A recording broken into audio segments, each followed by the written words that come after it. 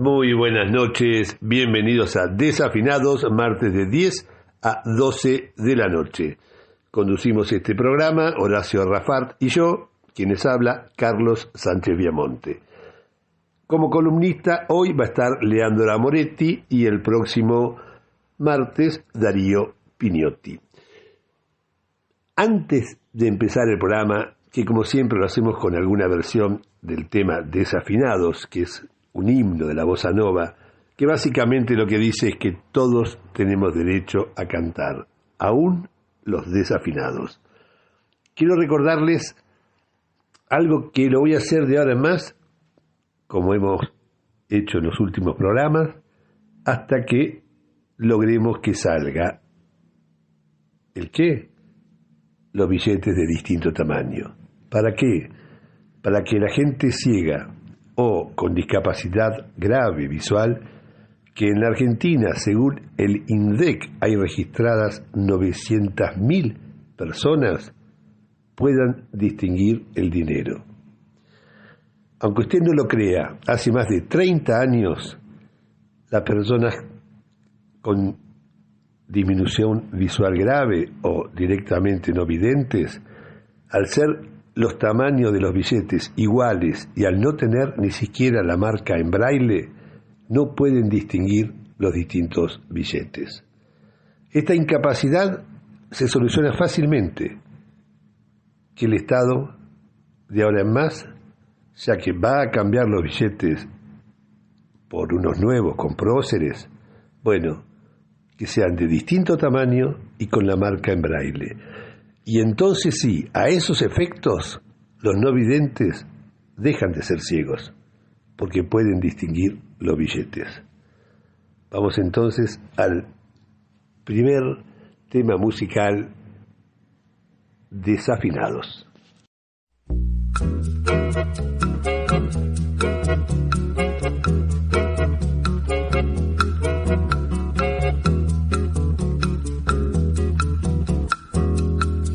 Se você disser que eu desafino amor, saiba que isso em mim provoca imensa dor. Só privilegiados têm ouvido igual ao seu.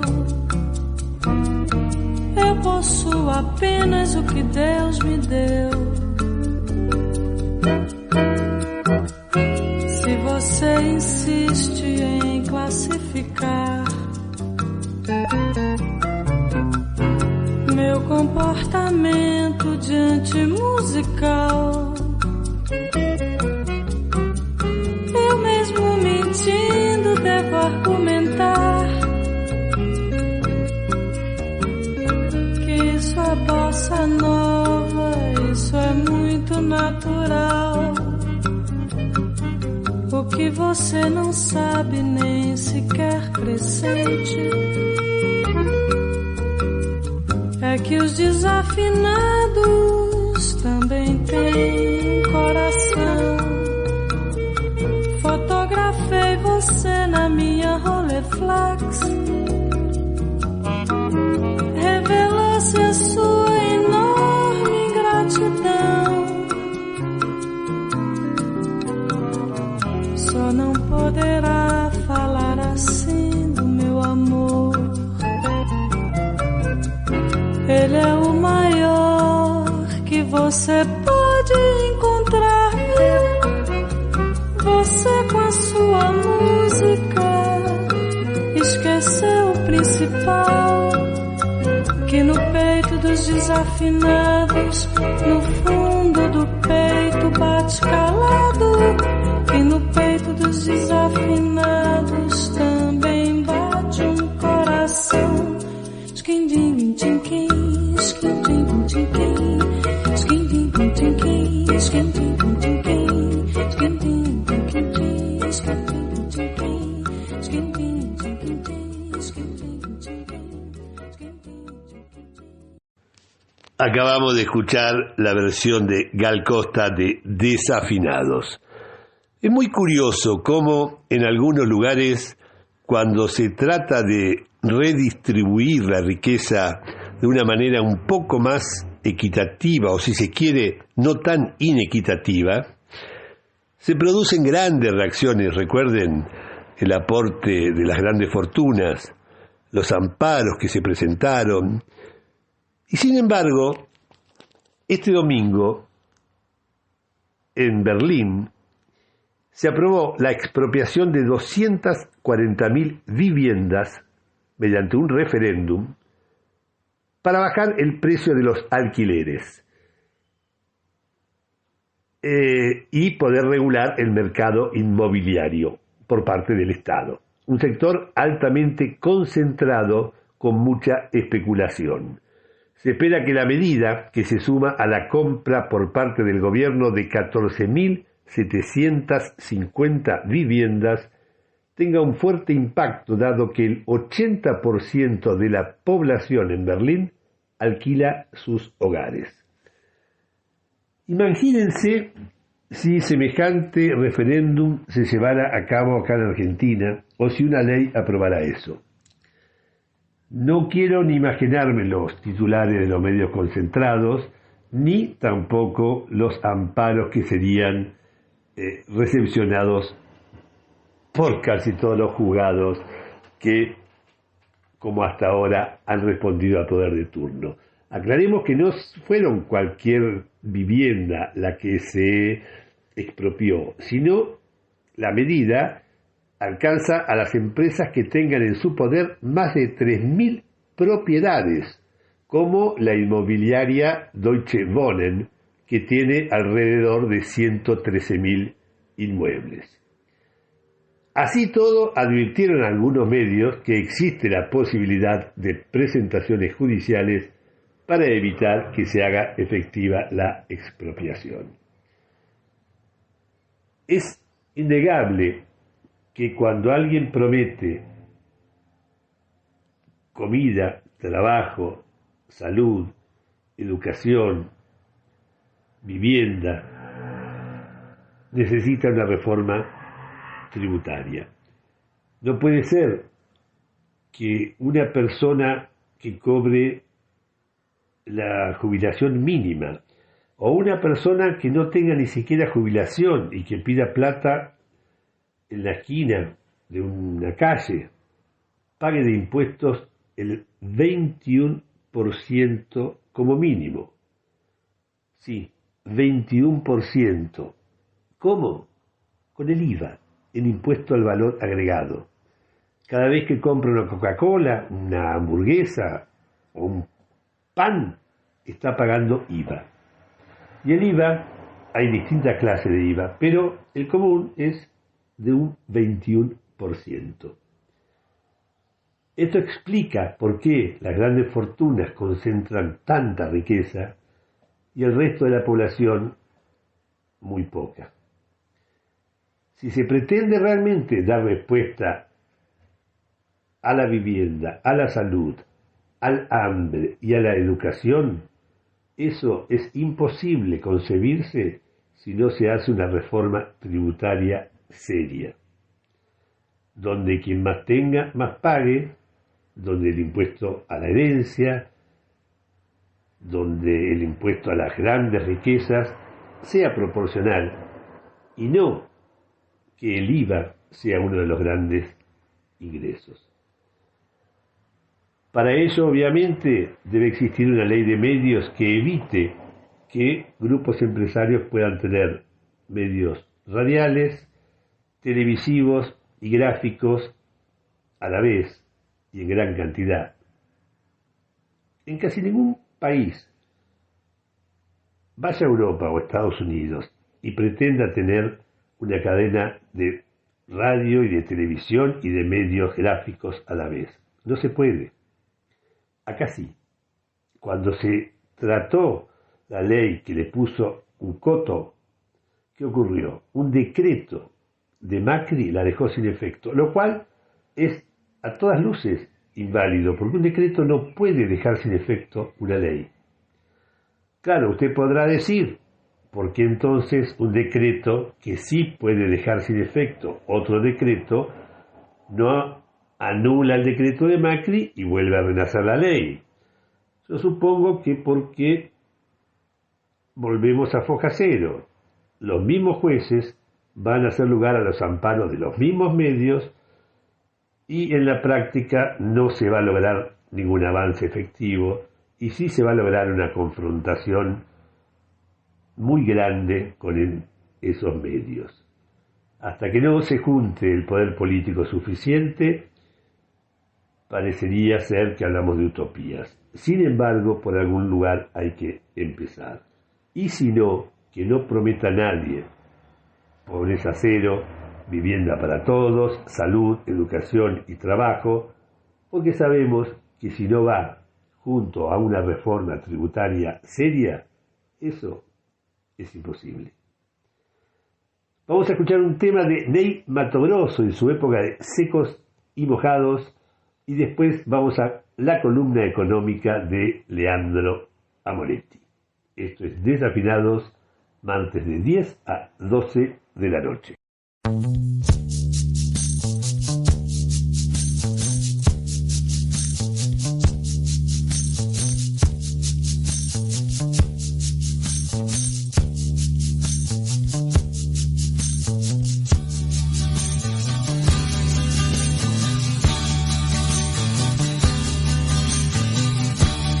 Jurei mentiras e sigo sozinho. Assumo os pecados. Os ventos do norte não movem moinho. E o que me resta é só um gemido. Minha vida, meus mortos, meus caminhos tortos. Meu sangue latino, minha alma cativa,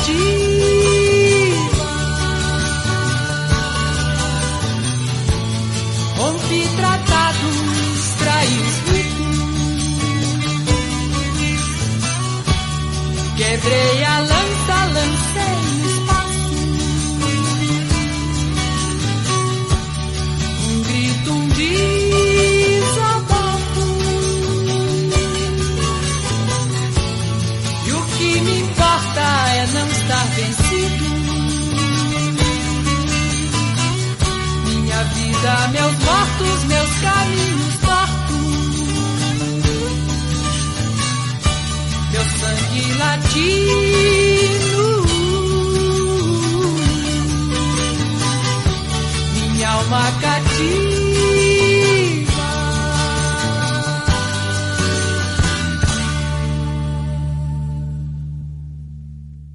Acabamos de escuchar de Secos y Mojados, grupo en el cual el cantante era Ney Matogrosso, Sangre Latina.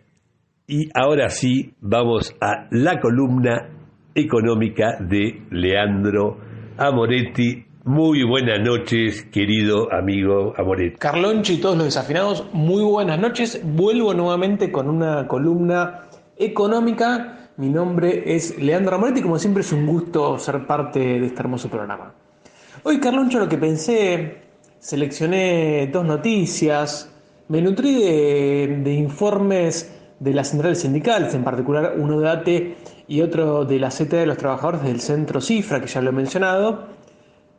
Dos noticias, informes y discusiones vinculadas al mercado de trabajo. Concretamente, quiero hacer un breve comentario sobre las estadísticas que se publicaron la semana pasada. Me refiero a las estadísticas del INDEC, que midieron centralmente y rebotó en diferentes medios el desempleo. Marcaron la caída del desempleo y luego quiero hacer una breve digresión y plantear mi punto de vista respecto al anuncio del incremento del salario mínimo vital y móvil.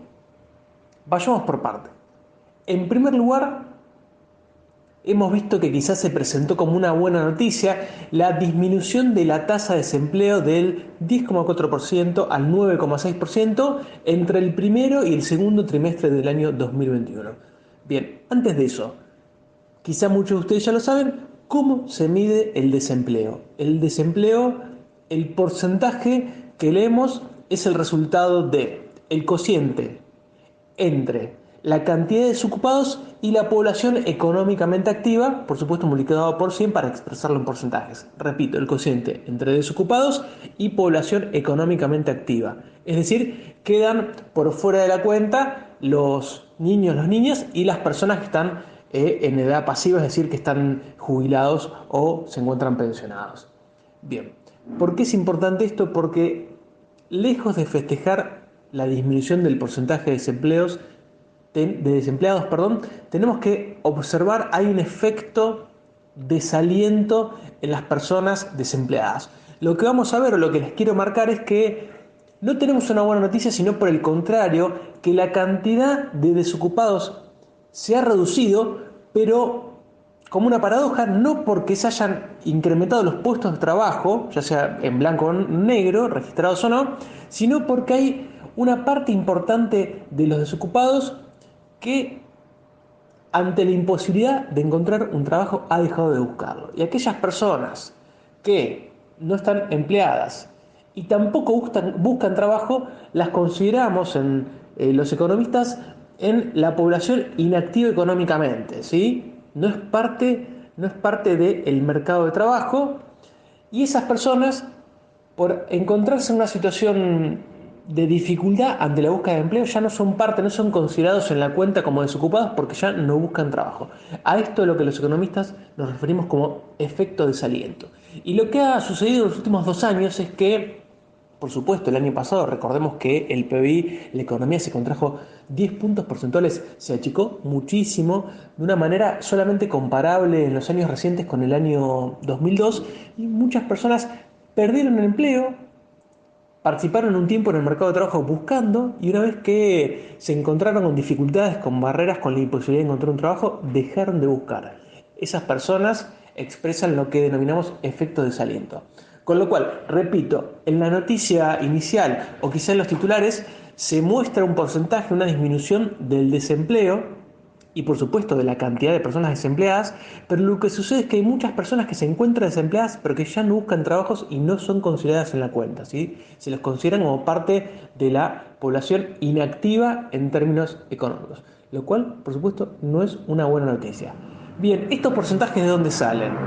El INDEC releva y mide la actividad económica, es decir, las personas que se encuentran dentro del mercado de trabajo, aquellas personas que se encuentran empleadas, aquellas personas que se encuentran desempleadas, y todos estos datos, todas estas estadísticas de las grandes aglomeraciones urbanas las obtienes de la encuesta permanente de hogares, que con la pandemia ha tenido algunas dificultades porque históricamente ha sido presencial, es decir, un encuestador, un trabajador del INDEC le toca timbre a una familia y releva una serie de datos vinculados a sus ingresos, al trabajo, al hogar. Bueno, con la pandemia eso se ha hecho de forma mixta, es decir, en parte presencial y en parte de manera telefónica.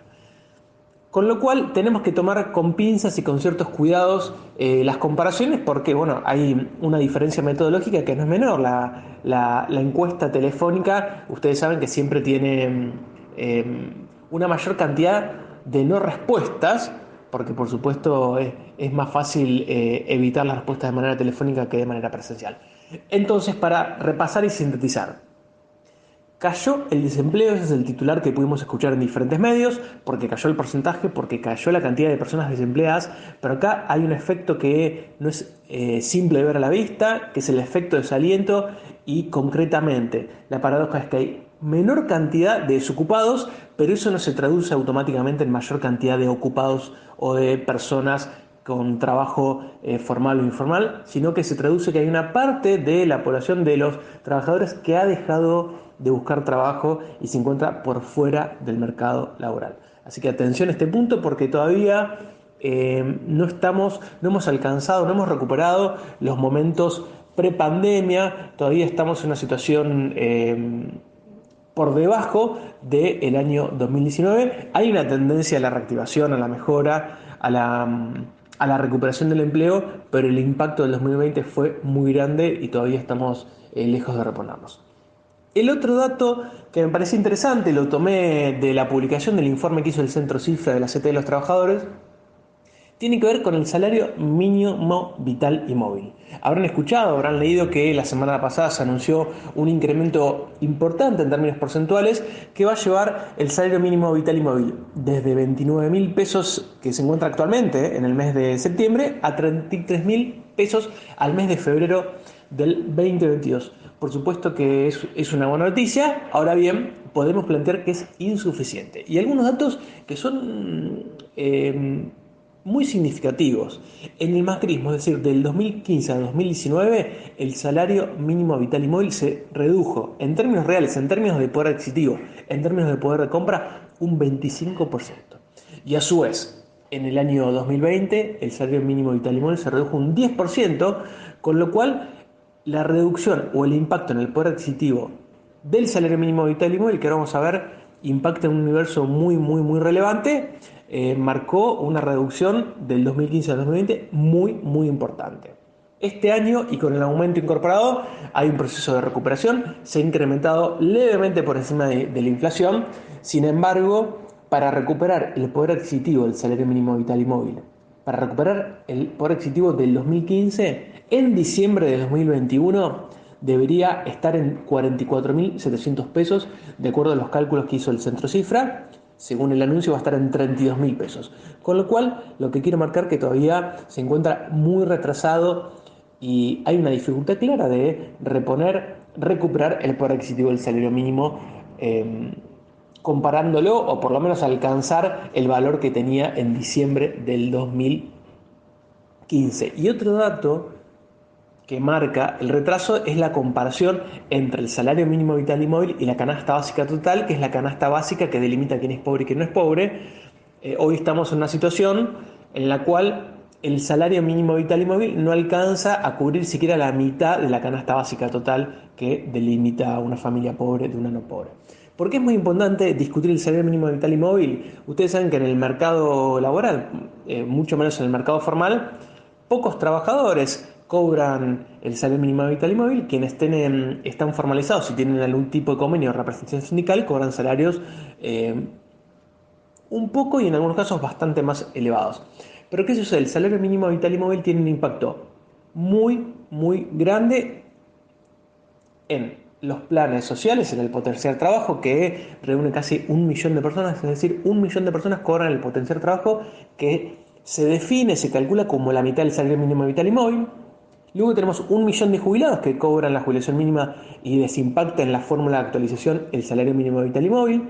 Tenemos la asignación universal por hijo que la cobran 3.600.000 chicos y chicas.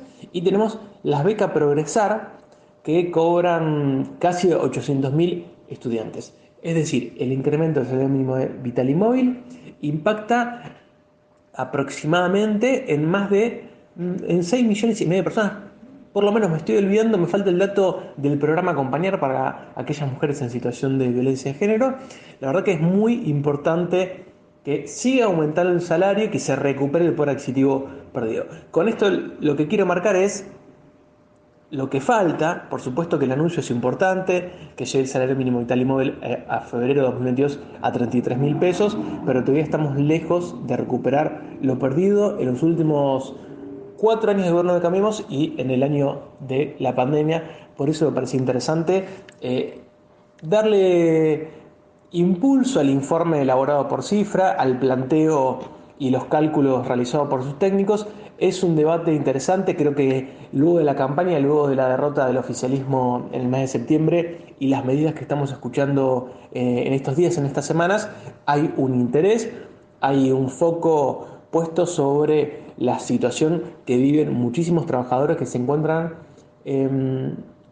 bajo condiciones, bajo limitaciones, a pesar de que tienen trabajo y en algunos casos en que tienen trabajo en blanco.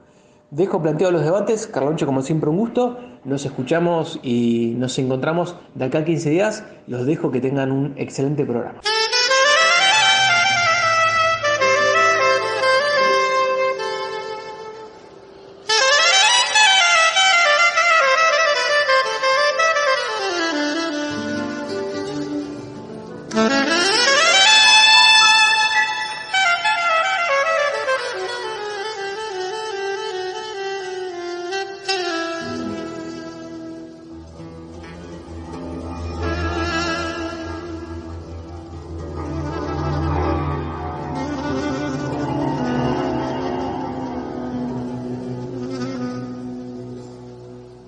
Bésame,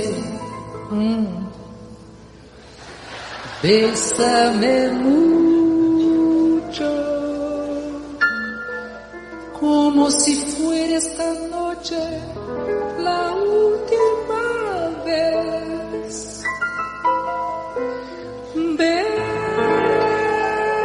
Bésame mucho, que tengo miedo a perderte después.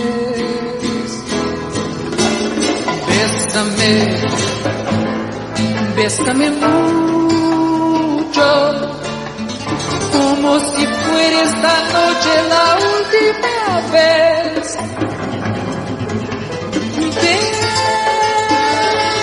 Bésame mucho,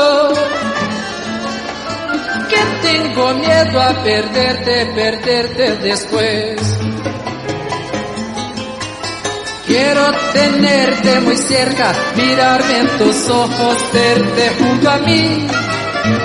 Piensa que tal vez mañana yo ya estaré lejos, muy lejos de ti. Bésame mucho, como si fuera esta noche la última vez.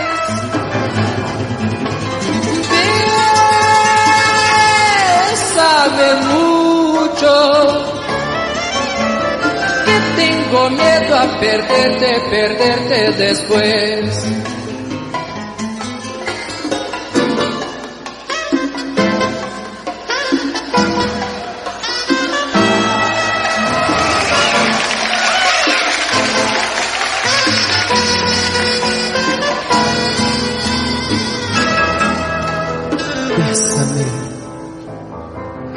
Bésame mucho,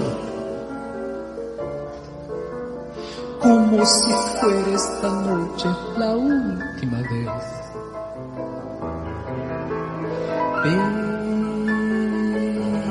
Bésame mucho,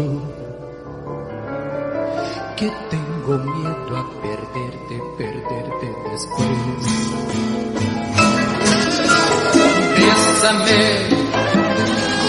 Bésame mucho, como si fuera esta noche la última vez.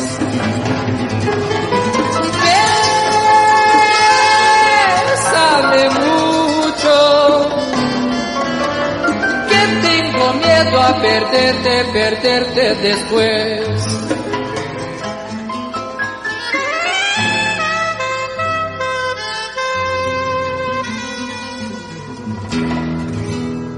Perderte